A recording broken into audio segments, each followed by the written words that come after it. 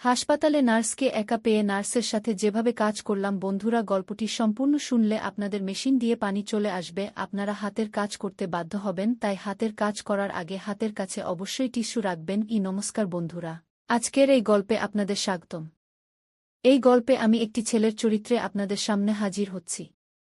আমার নাম নিহার। একদিন আমি ডাক্তারের ক্লিনিকে গিয়েছিলাম, তখন আমার মনে হয়েছিল সবকিছু স্বাভাবিকই হবে। শুধু একটি সাধারণ পরীক্ষা করাতে হবে, আর কিছুই না। কিন্তু যখন নার্স ঘরে এল, তখন সে কিছুক্ষণ ধরে আমাকে মনোযোগ দিয়ে দেখল। তার চোখে একটু অন্যরকম মায়া ছিল। আর যখনই সে আমার দিকে তাকাল, পরিবেশে কিছুটা পরিবর্তন অনুভব করলাম। আমি সেই ঠান্ডা, পরিষ্কার ঘরে বসেছিলাম যেখানে দেয়ালগুলো সাদা রঙের ছিল এবং সবকিছু থেকে ওষুধের হালকা গন্ধ আসছিল। এটা সেই ঘর যেখানে মানুষ সাধারণত তাদের পরীক্ষা করাতে আসে। আমিও শুধু আমার পরীক্ষা করাতে এসেছিলাম, যা আমি অনেক দিন ধরে পেছান দিয়ে আসছিলাম। কিন্তু সেই দিন কিছুটা অন্যরকম লাগছিল। সেই দিন যখন নার্স এল, একদম হাসিমুখে ভঙ্গিতে সে বলল যে ডাক্তার আসা পর্যন্ত আমাকে কিছুক্ষণ অপেক্ষা করতে হবে। আমি বললাম ঠিক আছে।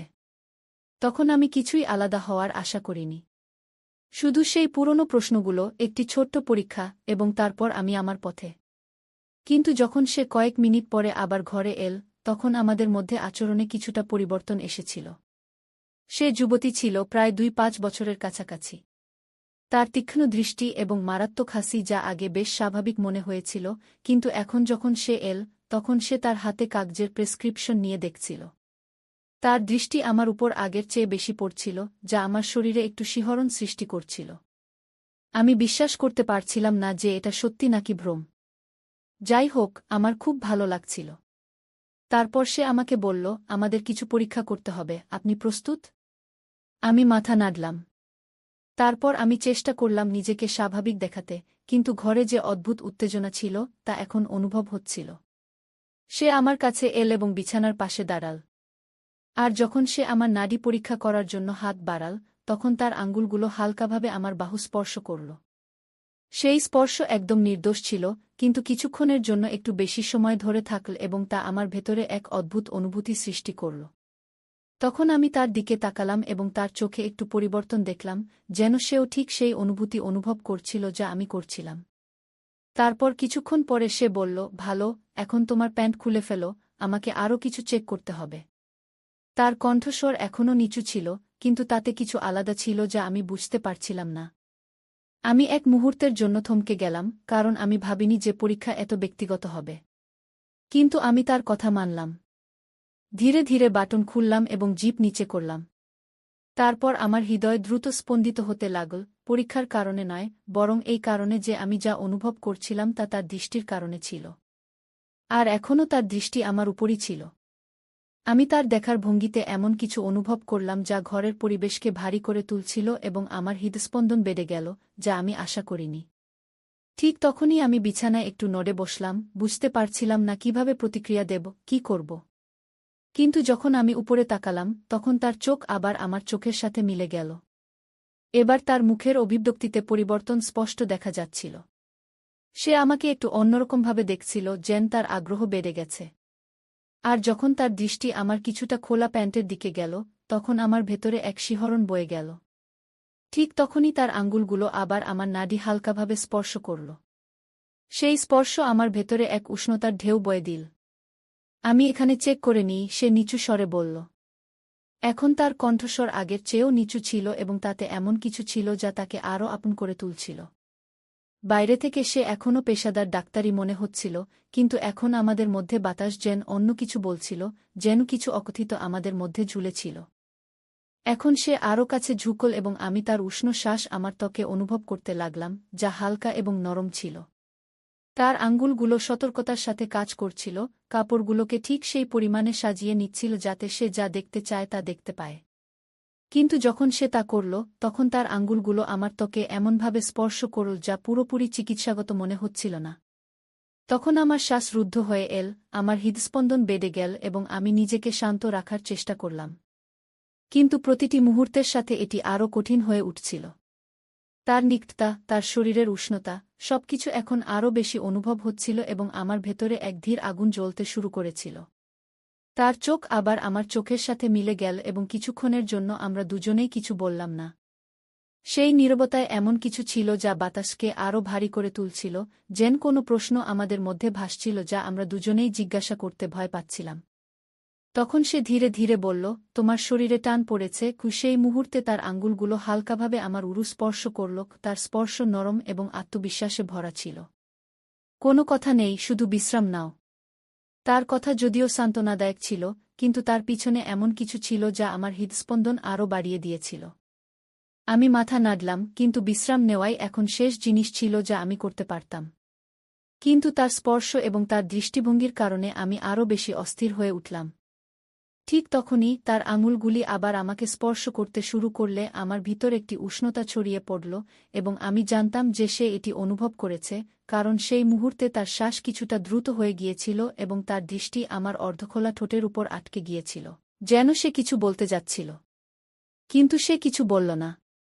তার হাত এখনও আমার উরুর উপর ছিল, এবং তার আঙুলগুলি আমার ত্বকে হালকা দাগ কাটতে শুরু করেছিল। আমি শুধু পরীক্ষা করছি, সে ফিসফিস করে বলল, যেন সে নিজের সাথে কথা বলছে বা আমার সাথে, তা স্পষ্ট ছিল না। তার হাত ধীরে ধীরে এগিয়ে চলছিল, কিন্তু সতর্কতার সাথে। কিন্তু এখন তার স্পর্শ সম্পূর্ণরূপে চিকিৎসাগত ছিল না। তার হাতের তালুর উষ্ণতা আমার ত্বকে অনুভূত হচ্ছিল, এবং তার আঙুলগুলি হালকাভাবে আমার আন্ডারওয়্যার এর কাপড়ের উপর দিয়ে স্লাইড করছিল। আমি আমার শ্বাস নিয়ন্ত্রণ করতে পারছিলাম না, এবং তখনই আমার একটি হালকা শ্বাস বেরিয়ে গেল। তারপর আমি অনুভব করলাম যে ঘরটি হঠাৎ করে খুব ছোট, খুব কাছাকাছি মনে হচ্ছে, যেন দেয়ালগুলি আমাদের চারপাশে সংকুচিত হচ্ছে। আমার শ্বাস হালকা হয়ে গিয়েছিল, এবং আমি অনুভব করতে পারছিলাম যে আমাদের মধ্যে উত্তেজনা প্রতি মুহূর্তে আরও ঘন হয়ে উঠছে। সে তার হাত সরায়নি, বরং এখন তার স্পর্শ আরও সাহসী হয়ে উঠেছিল। তার আঙুলগুলি আমার আন্ডারওয়্যার এর কোমরবন্ধনী সামঞ্জস্য করছিল, তার প্রতিটি মুভমেন্টে একটি ধীর এবং নির্দিষ্ট ভঙ্গি ছিল। আমি তার দিকে তাকিয়ে রইলাম, আমার দৃষ্টি তার থেকে সরাতে পারছিলাম না। এবং যখন তার দৃষ্টি আবার আমার চোখের সাথে মিলিত হল, তখন সেখানে কোনো সন্দেহ ছিল না। তার চোখে কান্না ছিল। এটি স্বাভাবিক নয়, সে ধীরে ধীরে বলল, যেন নিজেকে বোঝানোর চেষ্টা করছে। কিন্তু তার হাত থামেনি। তার স্পর্শ এখন আরও আত্মবিশ্বাসী হয়ে উঠেছিল, যেন সে আমার ত্বকের নিচের অংশগুলি ভালোভাবে জানার চেষ্টা করছে। না, আমি কষ্টে ফিসফিস করে বললাম, যা আমাদের মধ্যে বাড়তে থাকা উত্তেজনায় ভরা ছিল। কিছুক্ষণের জন্য আমরা উভয়েই নড়াচড়া করিনি। আমাদের মধ্যে বাতাস ঘন হয়ে উঠেছিল, যা ঘটছিল এবং যা ঘটতে যাচ্ছিল তার চেয়েও ভারী। তারপর, যেন কোনো শব্দ ছাড়াই একটি সিদ্ধান্ত নেওয়া হয়েছিল, সে আরও কাছাকাছি এগিয়ে এল এবং তার ঠোঁট আমার কাছাকাছি নিয়ে এল। এখন আমি তার উষ্ণ শ্বাস আমার ত্বকে অনুভব করতে পারছিলাম, এবং সেই মুহূর্তের অপেক্ষা এখন আর সহ্য হচ্ছিল না। তার হাত আবার নড়ল, এবার আরও দৃঢ়তার সাথে। তার আঙুলগুলি আমাকে এমনভাবে স্পর্শ করছিল যে আমার পুরো শরীর উত্তেজনায় ভরে গেল। আমি আমার শ্বাস নিয়ন্ত্রণ করতে পারছিলাম না, এবং একটি হালকা কাতরানি বেরিয়ে গেল।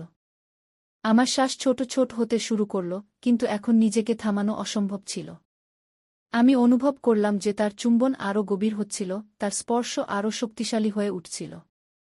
আমার হৃদস্পন্দন দ্রুত হয়ে গিয়েছিল, এবং আমি তার দিকে ঝুঁকে তাকে আরও কাছাকাছি টানতে শুরু করলাম।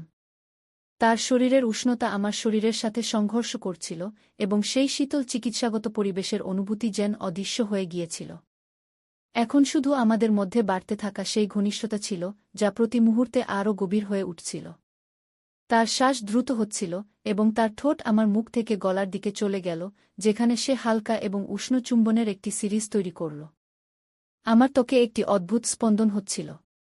তারপর আমি আমার হাত তার কোমরে রাখলাম এবং তাকে আরও কাছাকাছি টেনে নিলাম, যেন আমি তার আকর্ষণ থেকে নিজেকে দূরে রাখতে পারছিলাম না।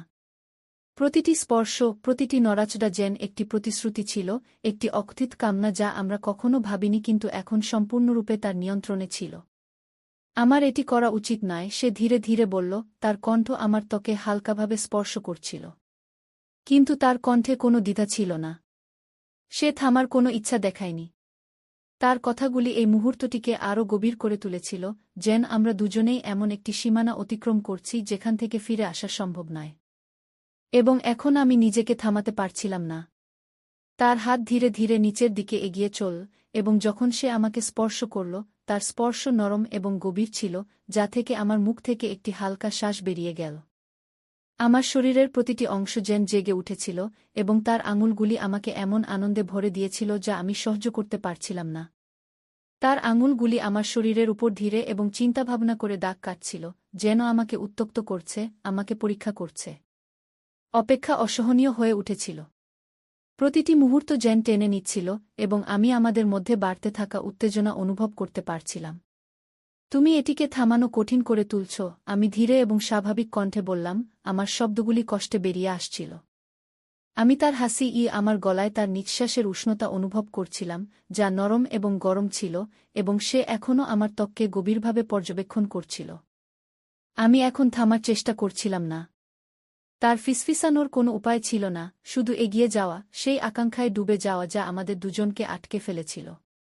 তখন আবার তার আঙুলগুলি আমার আন্ডারোজারের কোমরবন্ধে এসে থেমে গেল, যেন সে কোনো সংকেতের অপেক্ষায় আছে।